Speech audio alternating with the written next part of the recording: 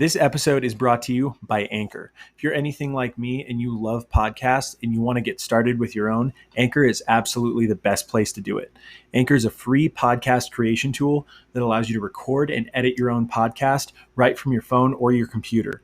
And Anchor distributes the podcast as well, so it can be heard on Spotify, Apple Podcasts, and many more. You can make money right away from your podcast with no minimum listenership. It is everything you need to make a podcast all in one place. Download the free Anchor app or go to anchor.fm to get started. Now, let's seize the day.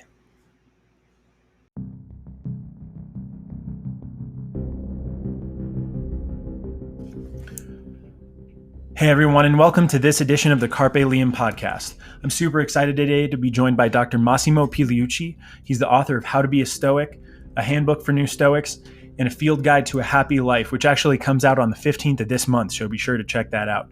Dr. Pigliucci and I talk about Epictetus and his unique affinity for Epictetus. We talk a little bit about how Stoicism can serve to bridge gaps between the secular and religious communities. And we also talk about how Dr. Pigliucci became a better writer. He provides some really awesome tactical advice on how we can all become better Stoics each and every day. So I'm really excited to bring to you this awesome conversation. Ladies and gentlemen, without further ado, Dr. Massimo Pigliucci.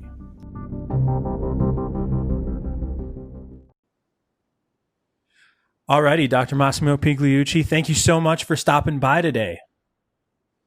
It's a pleasure. Thank you for having me. Wonderful. So just wanted to see, first of all, if you could start us off with a little bit about your background for the audience's benefit. Sure. I'm a professor of philosophy at the City College of New York. My background is actually initially in science, evolutionary biology to be specific. My first academic career was in that field. And then a little bit more than a decade ago, I went back to school, got my PhD in philosophy and switched fields. So now my area of expertise and academic scholarship is philosophy of science. Although these days it seems like I'm spending more and more time talking and writing about Stoicism as a philosophy of life. Yeah, so with that sort of transition into becoming kind of a prominent public intellectual in the field of Stoicism, what's that been like given your past kind of career history, and how have you found kind of your place in this community of Stoics, especially kind of online as a lot of people are getting more interested in the topic? Yeah, it's been a really interesting experience, and it never ceases to amaze me how many people are actually interested in this ancient Greek and Roman philosophy. It started out actually, frankly, out of in part a decision that I made at some point to look more carefully into philosophies of life, because I was going through a mild midlife crisis, and so I figured that I needed a little bit more structure. And that philosophy was going to hopefully provide it. So in part, this was a search that I did on purpose. I started looking systematically at philosophies like Buddhism and Aristotelian virtue ethics and Epicureanism. But in part was also serendipity, because when I was in the middle of this search, I was glancing through my Twitter feed, and I saw something that said, help us celebrate Stoic Week. And I said, the hell is Stoic Week, and why would anybody want to celebrate the Stoics? And then I realized it's like, wait a minute, hold on. The Stoics, that's a type of virtue ethics. That's what I've been studying for a while. And I remember reading Marcus Aurelius' Meditations in college, and I remember translating Seneca from Latin when I was in high school in Italy. So it's like, wait, all of a sudden kind of things click together. So I said, well, let's give it a try. So I signed up for Stoic Week, which happens every year, usually in October or November. And it was really a life-changing experience, because I signed up with no particular expectation. I said, well, let me try this thing, see what it is. And then the very first thing that I downloaded, a packet of materials to read through and start practicing, meditating, journaling, things like that. The very first thing was Epictetus' Discourses. And I never heard of Epictetus before, which is strange, because he was a major philosopher, not only in antiquity, but throughout the Middle Ages and the Renaissance and into early modern times. People have now these days don't hear much about Epictetus, but until the 19th century included, it was a household name. George Washington had a copy of Epictetus and Enchiridion always with him. Thomas Jefferson donated his personal copy to the University of Virginia Library. So this guy was just all over the place. And then now somehow people haven't heard of him. And certainly I had not heard of him, even though I went through an entire graduate program in philosophy. And I did take, even though my focus was on philosophy of science, I did take courses in ancient philosophy. So as soon as I started reading Epictetus, I said, holy cow, what has this guy been before? Because it really spoke to me. He has a straightforward manner of speaking. He has a sense of humor bordering on sarcasm, which kind of appeals to me.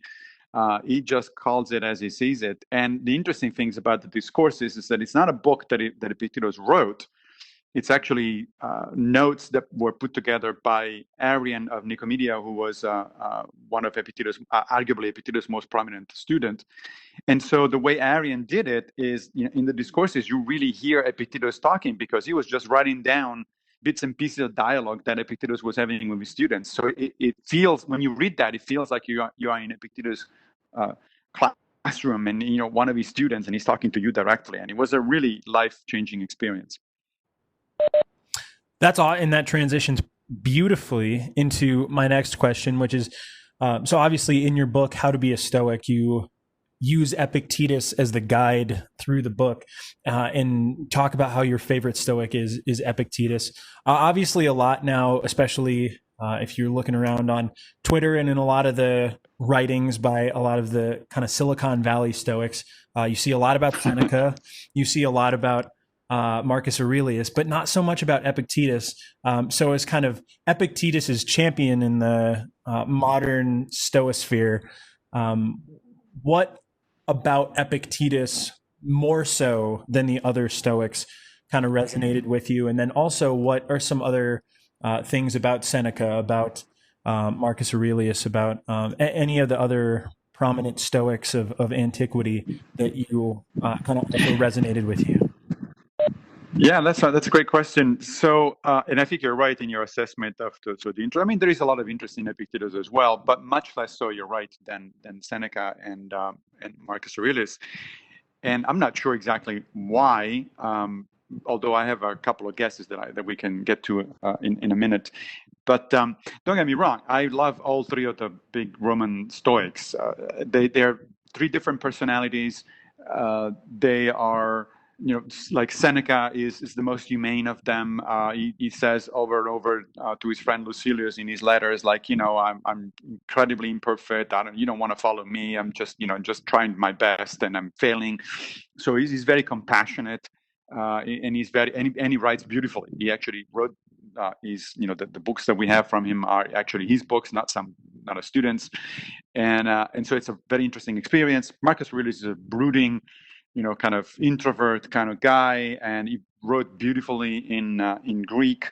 The Meditations is his personal diary, was not meant for publication, and so you get this interesting glimpse behind the scenes, so to speak, of the mind of an ancient Roman and an emperor to boot. So they're all very interesting. But Epictetus is definitely the one that is speaking to me more clearly. In fact, all three of my books that have been out so far have something or a lot to do with Epictetus. The first one, as you mentioned, How to Be a Stoic, is a general introduction to Stoicism, and is construed as a series of imaginary dialogues that I have with Epictetus.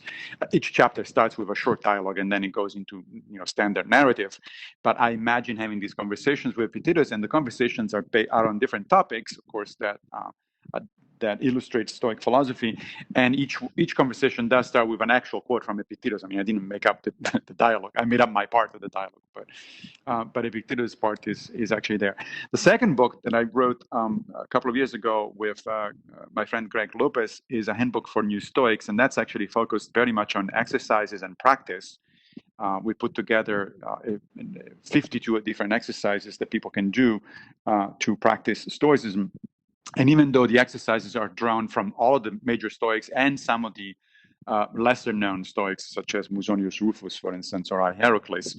The structure of the book itself follows Epictetus because it's divided into three parts, each one of which corresponds to one of the famous disciplines of Epictetus, the discipline of desire and assent, which is aiming at sort of reorienting basically what we go after in life.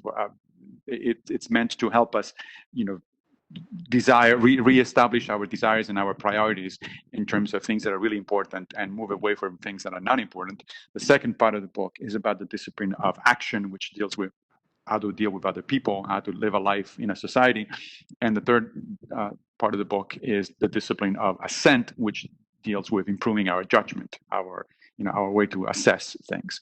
And then finally, there is a third book that is coming out actually in a few weeks on September 15th, and it's called The Field Guide to a Happy Life. And essentially, it is a complete rewriting and update of the Enchiridion. The Enchiridion is the second book by Epictetus. Again, not written by him. Actually, it's a series of notes by Arrian. But it's a very short book. It's only 53 sections, and these sections, they're often referred to as chapters, but they're really, each section is actually a couple of paragraphs, more or less. And it's a very interesting, powerful summary of Epictetus' brand of Stoicism.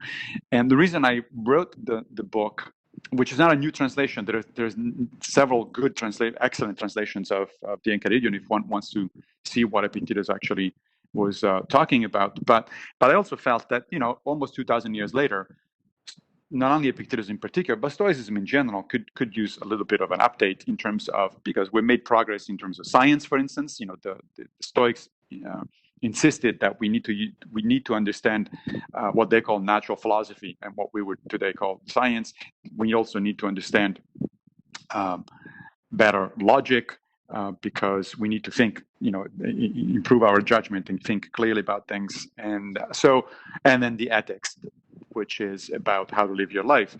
Now, however, they wrote, they were active between 23 centuries ago and about, 19 centuries ago. So in the meantime, science has made progress. We discovered a bunch of interesting things. Philosophy has made progress, in the way in which we think about a number of these issues. And so I figured that it was time to sort of update the whole thing. So I rewrote the Enchiridion in part as an homage to Epictetus, but in part also to try to move Stoicism to the 21st century.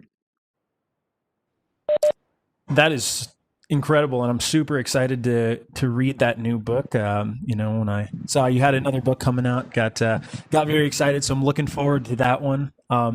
So one of the big things that personally resonated with me from How to Be a Stoic was your acknowledgement of coming at Stoicism from different backgrounds.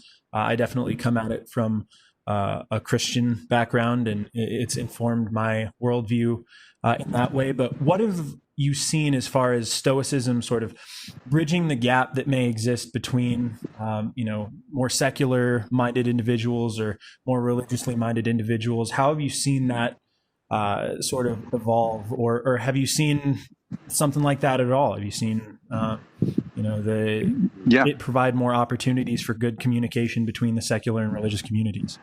Yes. In fact, one of the things that attracted me to Stoicism is exactly the fact that I think it is a big tent in terms of both of ideological positions in general, both political ones and theological or sort of metaphysical ones. In other words, I don't see any contradiction in somebody saying, politically speaking, I'm a liberal or I'm a conservative or I'm a libertarian, and yet I want to excel as a human being from an ethical perspective, and I'm going to practice Stoicism.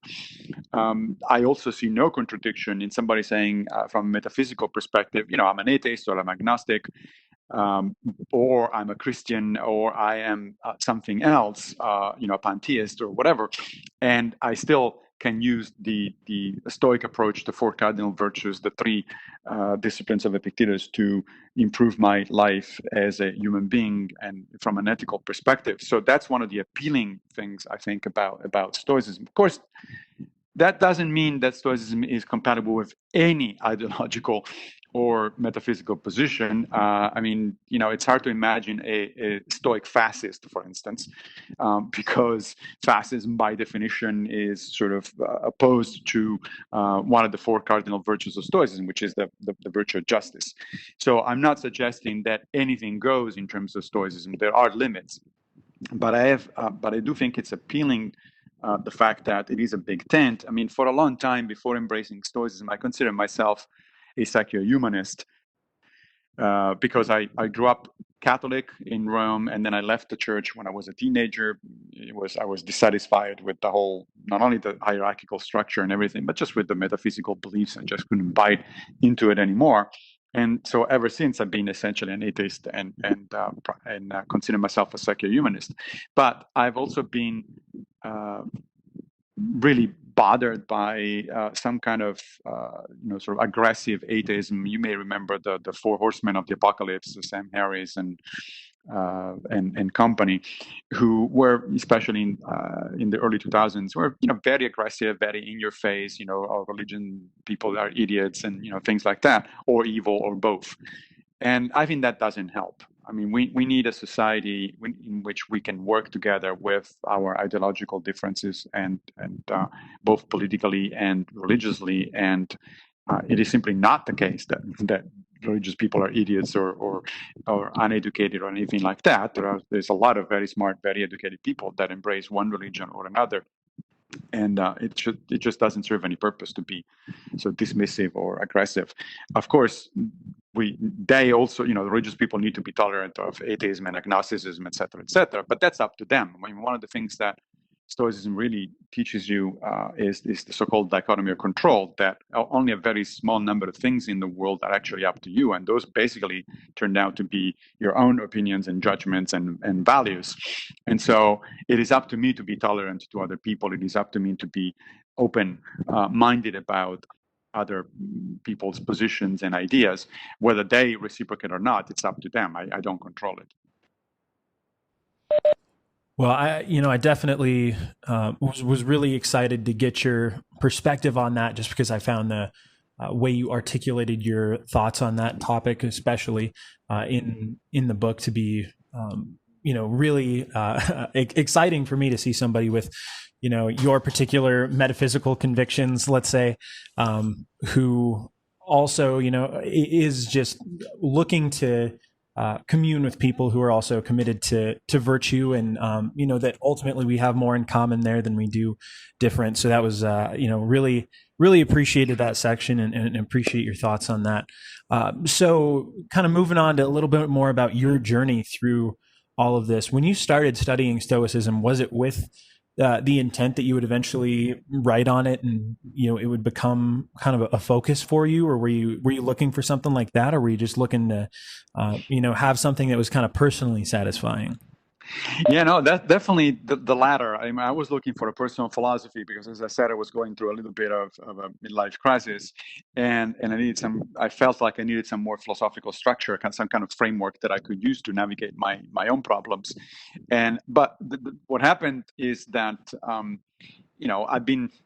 I've been writing for the general public for many, many years, since I was a biologist, because I'm always interested in communicating with the more general public, not just limiting myself to academic writing. And I just love writing, period. I mean, my grandfather gifted me a typewriter when I was in middle school, and I started writing and it never stopped.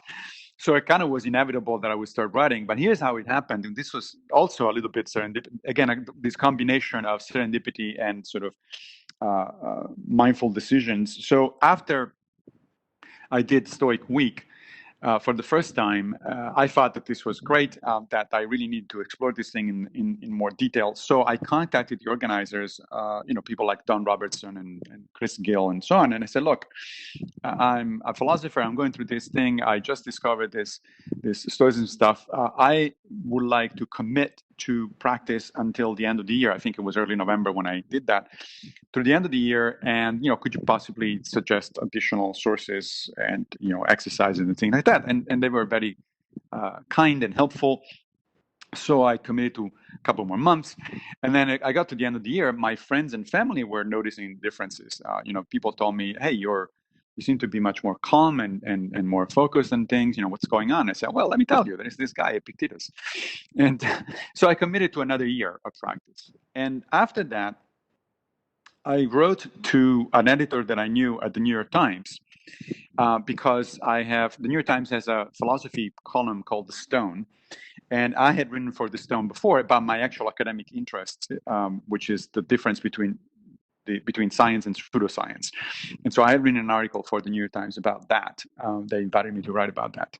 And so I wrote back to the editor and I said, look, this is a little strange, but would you be interested in a column about my ongoing experience? Because I said, it's kind of unusual to have a professional philosopher who actually now all of a sudden starts embracing a new philosophy of life on purpose and starts studying it and practicing. And the editor said, yeah, sure, that sounds like fun. Write, just the standard 800, 900 words, and, we'll publish it. So they did. And then the day after publication, the New York Times editor calls me up in my office at City College, and it says, Massimo, I'm so glad that we published this thing. It's the most emailed article on the site. And I said, oh, wow, that's incredible. You mean the Stone site, then the site of the particular column? And he said, no, the New York Times site. I said, what? Who are all these people that are so interested in Stoicism that this guy just writes a random column, which, by the way, was entitled "How to Be a Stoic," and all of a sudden they're interested. I said, well, that's interesting. That's good. I'm glad that people are interested. Great. Thank you for letting me know. I swear to you, just like I, hung up the phone, and like within an hour, it rings again, and I hear this voice on the other side. It says, hi, I'm the acquisition editor for Penguin, and we just saw your column in the New York Times, and we were thinking if you were thinking of writing a book about it. And I was kind of taken by surprise. I said, well, thanks for the interest, but no, not really. I mean, this was just a one-off thing. But I'll keep in mind. Another hour or two pass, and the phone rings again. It's like, hi, it's the Princeton University Press, and we read the article in the New York Times. Are you writing a book about it? And I said, well, that's interesting. I don't know. I'll think about it. I'll let you know. And then a third call comes in the afternoon from Garzanti, who is an Italian editor. And I never my books up to that point have been published in Italian. They've always been published in English. And so the guy says, we saw the New York Times column, and you think you're writing a book? I said, yeah, absolutely. I'll have my agent get back to you. That's how I actually got started on the first book, which was, as I said, entitled "How to Be a Stoic." It was like I was kind of pushed into that direction, I talked to my agent, and she said, yeah, absolutely. Let's come up with a proposal, shopping around, and see what happens. And it turned out that, but just by coincidence, I was about to take a sabbatical. I mean, the following semester, I was going on sabbatical. And so, and during a sabbatical, you're supposed to, obviously not teaching, no departmental meetings, no administrative work. You're supposed to focus on one big project. And I said, okay, I guess this is going to be my big project. I'm going to write How to Be a Stoic. So I moved to Rome for several months to get inspired by, the sights of the old city and walking by the Colosseum, the Forum, etc. And that's how to Be a Stoic came out. That is incredible. That just from that one thing, and now, several books and some time later, that now here we are. Yeah. That's amazing. Yeah, if you had told me, a few years ago that we would be having this conversation and that I would be telling you these things, I would say you're out of your mind. It's like that's just not going to happen. But here we are. So in this, and being the person for a lot of people who have kind of introduced them to Stoicism, what has your interaction with a lot of these sort of modern Stoic, or aspiring Stoics looked like? Have you gotten to get a lot of feedback about your work online? People appreciating what you've done, or has it been kind of a whole new opportunity to interact with that community? Yes, it has, and I have to say, by and large, it has been positive. In fact, I would say overwhelmingly positive. There are always people that are up for criticizing you for misunderstanding what you wrote and everything, but that's part of the deal. As I said, I've been writing for the general public for a number of years, so I kind of expect that. And in fact, I got far more positive interest than negative reactions by a long shot. I have to say, the Stoic community at the levels of the people who are actually running essentially the modern Stoicism movement. As I said, people like Don Robertson, Chris Gill, John Sellers, Bill Irvine, Greg Sadler. All of these people have been very kind to me. They immediately, even though I was a late arrival into the group, they immediately welcomed me. I am now on the board of Modern Stoicism. I help organizing the Stoicon conference every year. So that at those levels have been just essentially complete acceptance and welcoming. At the level of sort of general people that are interested, I think, I've been, of course, involved in a number of discussions online on Facebook groups and on my blog, etc. And by and large, this is very positive. I get constant feedback from people who read my books or my essays. I have now, I think, I haven't counted them, but it must be well over 100 freely available essays on Stoicism on my blogs. And the response is very interesting because it's not just that people like what I write and are interested in what I write. It changes their lives. It actually helps them. That's a new experience for me. So when I was writing for the general public before, I was writing about science, about biology and about evolution, etc. And people there as well were giving largely positive feedback, but it was along the lines of, oh, this is interesting, So I read that article, I read that book, and it's kind of interesting, made me think a little bit, and that's about it. Which of course was the goal in the first place. But it's not like somebody came back to me and said, "Oh yeah, that thing has changed my mind, my life," or it's all of a sudden I'm doing things differently. With Stoicism, on the other hand, countless people keep giving me testimony, and I'm sure the same happens to all the other ones, all the other authors that are writing about Stoicism. This is not just about communicating ideas. This is about changing people's lives, and it's honestly is incredibly rewarding. I mean, I got into it because I wanted to change my life for the better, and I'm still working on it, of course. But the fact that my articles and books and podcasts are helping other people, it's incredibly rewarding. It makes you think, makes you feel like you're doing your little whatever you can do in your little sphere of influence to actually make this a better world, and that's a really highly rewarding experience and feeling. Yeah, definitely your work has certainly helped me, and I've gotten to talk to other people who are interested in Stoicism who appreciate what you've written a lot. So thank you very much for continuing to do that and for taking it up in the first place, because obviously that's definitely a big switch from what you were doing before. Yeah, absolutely.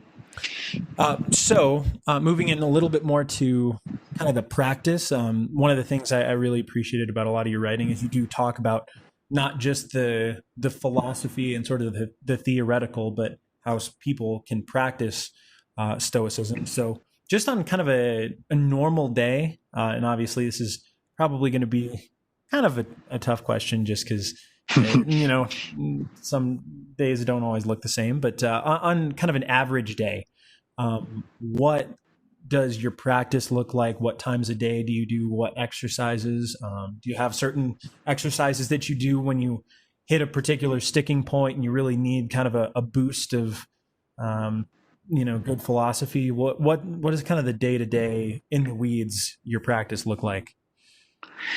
Yes, I do have a set of favorite exercises, and those are a subset of the 52 that I mentioned earlier that are detailed in a handbook for new Stoics. When Greg and I wrote that book, we actually practiced every single exercise to see how it would do on us. And the point of the book is, nobody's going to have the time to practice 52 exercises on a regular basis. The point is to sample things here and there until you find things that work for you, and then you stick with the things that work for you. In my case, there is a subset of those exercises that works. And so just to give you an idea, some of these exercises are daily. Some of them I do weekly, and some of them I do it only occasionally. So on a daily basis, I get up in the morning and I read something from the ancient Stoics. I like a very short thing. We're not talking, long things, but just a few paragraphs. And then I reflect on what that means and how that applies to my own life. in fact, this kind of exercise I turned into a podcast because I figured if I'm doing it for myself, I might as well do it for other people.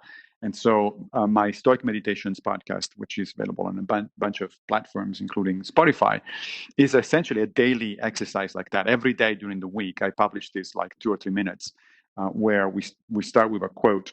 I explain what the quote means, and then I talk a little bit about how it applies to regular life. So that's how I start my days on a regular basis. Throughout the day, of course, I try to practice the 4 cardinal virtues. The 4 cardinal virtues are practical wisdom, courage, justice, and temperance. And they're really supposed to be used as a moral compass. So everything you do during a day, including relatively minor things like interacting with your colleagues, or in my case, with some of the students, or interacting with your friends or your loved ones, or strangers on social media for that matter, you're supposed to keep in mind the 4 virtues. And very briefly, what that means is the following. So practical wisdom is the knowledge of what's really good for you. And according to the Stoics, the only thing that is truly good for you is anything that improves your character. And the only things that are truly bad for you is anything that undermines your character. That means that you want to do things that you're not ashamed of. Right. So you don't engage in behaviors that you would be ashamed of, because those are the ones that undermine your character. The second virtue is courage. So you need to do things that are right, that you think are right, even though it may come at a cost for you, a personal cost. The personal cost can be minor, like pissing off a friend, for instance, because you're doing something he doesn't like, or it can be major, like risking your job in order to, I don't know, for instance, help a coworker who's being harassed by your boss or something like that. And the third virtue is justice, which is, of course, what tells you what it is that you should be doing or not doing on a regular basis in terms of interactions with other people. And justice for the Stoics boils down to treating other people with respect and fairness, to do to other people what you would like them to do to you. So we all like to be respected. We all like to be heard. We all like to be, not mistreated. And so that's the kind of thing that you should be doing to others. And then finally, temperance means doing things in the right measure, right? Without going overboard or exaggerating, but also without doing too little or not enough. So I do that. This is not really an exercise. It's just keeping in mind everything that I do during the day. I try to keep in mind so the 4 virtues as a sort of a moral compass. And then in the evening, I spend a few minutes writing in my philosophical journal. This is essentially just like Marcus Aurelius' Meditations, although of course he wrote much better than I did, and much more deep things than I do. But the point of that exercise is to reflect on your day and sort of take stock, in a sense, of what is it I've done right, and what is it I didn't do that I did that it was not that right, and what could I do better the next time around. It's sort of it's not a question of indulging in self-flagellation or regret or anything like that. It's just a question of learning from your own experiences, right? So you think about it for a few minutes, you write it down and say, okay, here's what I did today, and this went out pretty well, or this one didn't really go out very well, so I need to pay attention the next time. So that's my regular practice. Now, also on a weekly basis, I engage in exercises of sort of small self-deprivation, minor self-deprivation. The Stoics thought that from time to time, at least, you should do without things that you normally take for granted. And you should do that for 2 reasons. First of all, to remind yourself that these things are not absolutely necessary in your life, that you can do without them, at least for a time. And second of all, as an exercise in thankfulness, in reminding yourself that, hey, look at that, I have all these things that I take for granted on a regular basis, and I need to remind myself of this. So in my case, for instance, I fast once a day. So I'm talking to you right now during my day of fasting.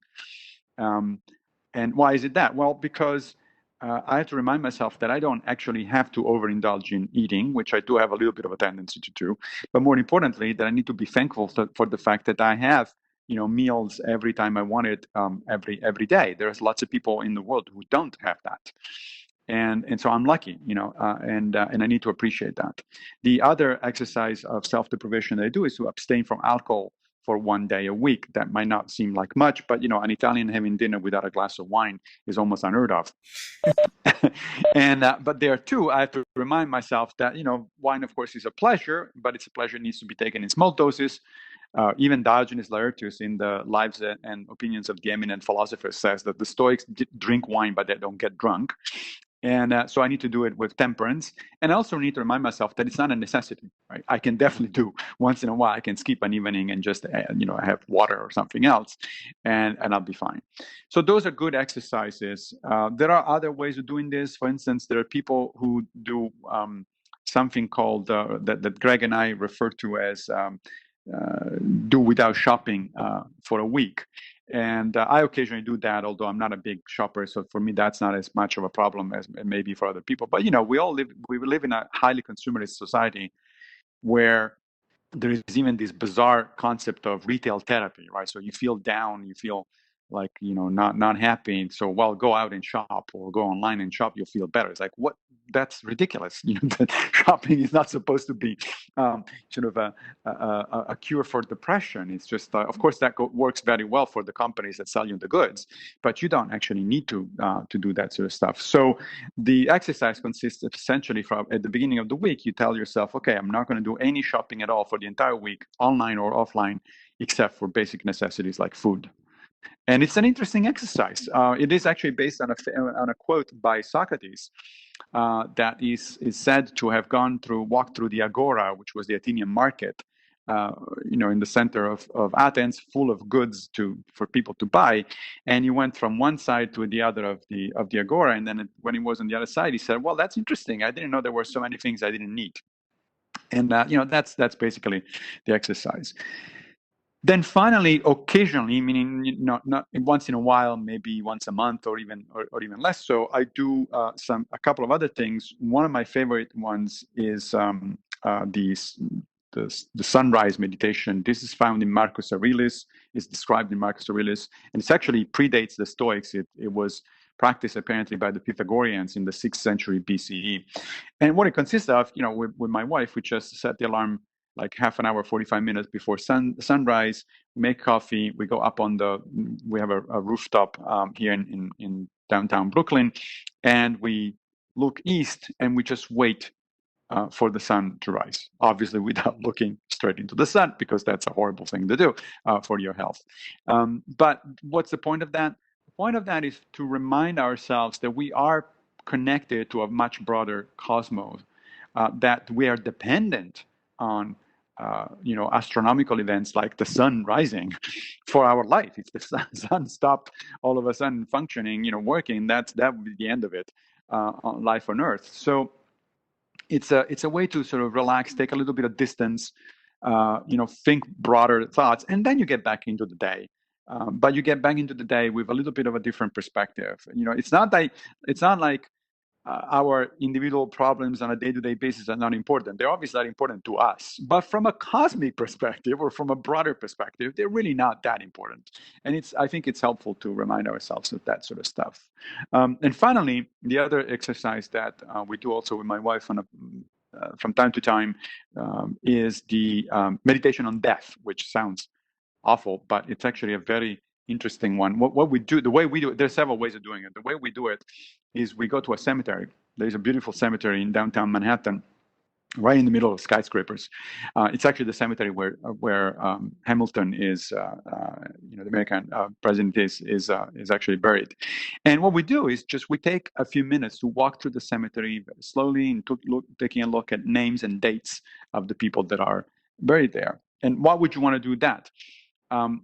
Because we need to remind ourselves of our mortality. This is not, indulging on sort of on thoughts that are morbid thoughts or anything like that. It's just like we need to take seriously the fact that we're mortal. One of these days we're going to be gone.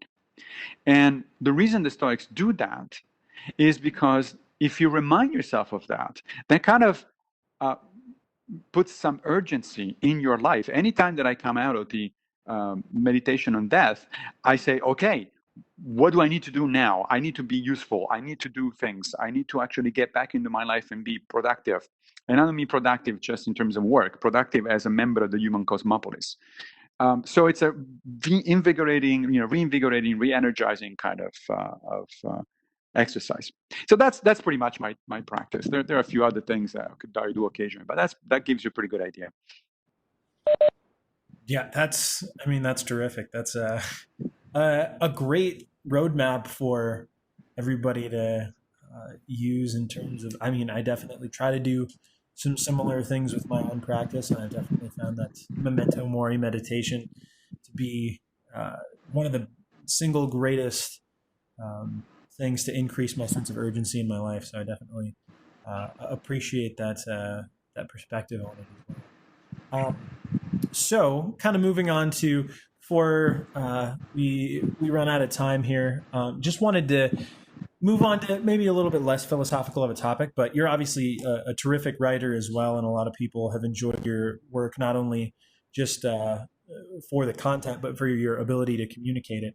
So, Thank you. what are some things that have made you a better writer? How can other people communicate more effectively via the written word? Hmm.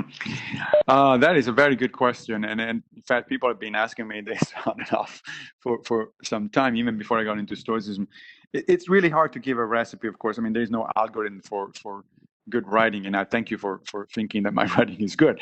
I think it's adequate, but there are a few things. So, for one thing, I read a lot.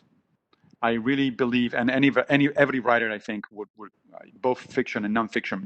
My wife is a fiction writer, for instance, and she confirms that this is the same idea. You read a lot because writing is really, in a sense, the result of your brain sort of cogitating and analyzing and digesting and then shaping and cutting and pasting and then coming up occasionally with a new idea.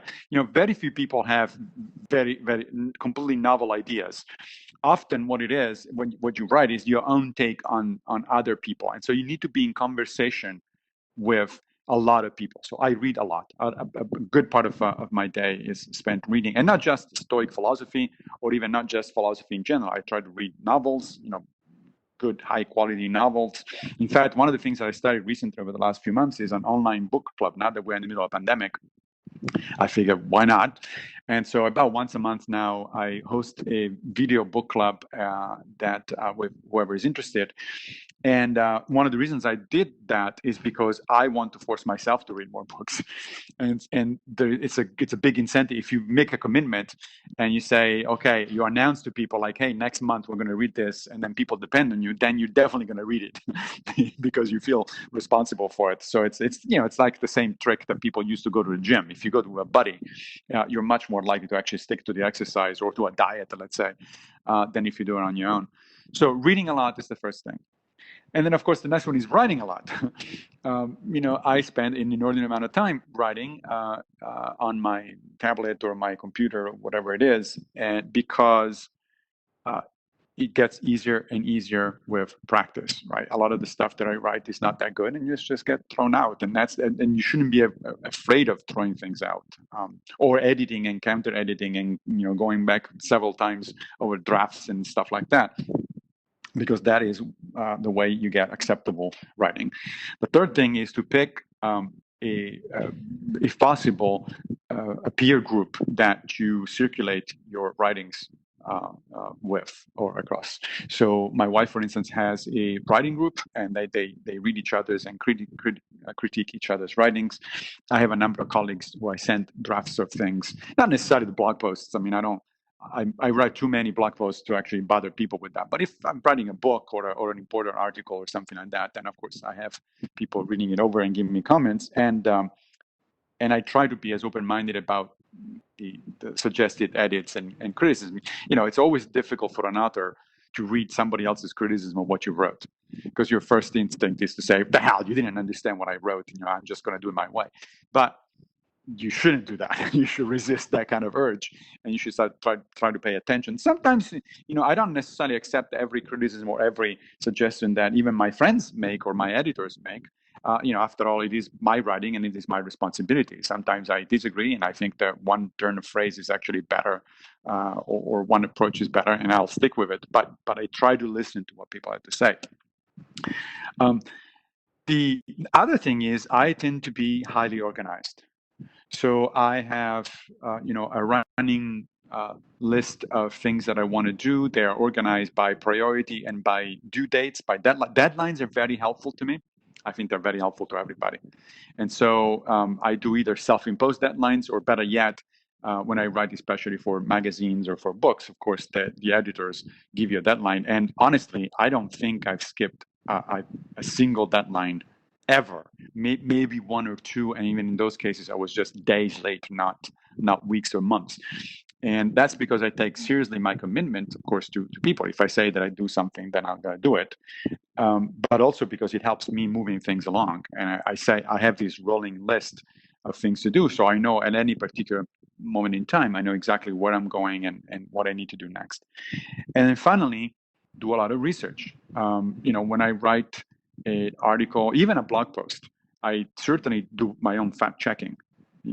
Thankfully, we live in the era of the internet. So if I have to check something, all I need to do is I go to my DuckDuckGo browser and I do a little search and I say, okay, what was it exactly that Seneca said that? Oh yeah, there it is. Right. So I do a lot of fact checking because I don't like it when people write in a sloppy way, and then there are issues, factual matters. Even so, something slips through, and occasionally my readers point it out. And whenever they do, I thank them, and I go there and edit the post and accordingly. So research, and again, organized research. So I have files on my computer, folders on my computer by topic. I have tags. I have, all sorts of ways to retrieve information very easily. That's it, I guess. Well, I mean, that's it. That's a lot of awesome writing advice. I definitely, I appreciate that a lot. I know I will certainly listen to that several times and go back and re-examine my writing as well. Well, thank you so much for stopping by today, and thank you for taking the time. I'm so grateful that you took the time to have this conversation. And where can people find you to keep up with your work and keep up with everything you're putting out? Oh, it's been my pleasure. People can find me at MassimoPigliucci.com. Massimo Pigliucci, one word, is my first name and last name.com. That's basically a kind of a repository of all of my where you can find either directly the writings or links to all my essays or my books or the podcasts, interviews, everything. And then other than that, in terms of social media, I'm most active on Twitter, and the handle is at mpigliucci, MPIGLIUCCI. And again, thanks for having me. Thank you so much. Have a terrific day, and hope to talk again soon. Likewise. Thank you. Thank you.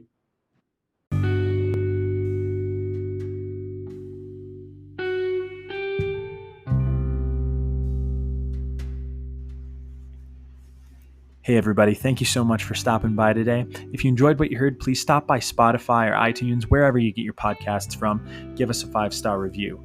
I would love to hear more about what you enjoy, so connect with me on Twitter at Liam D. Aubrey. Thank you all so much, and remember, seize the day.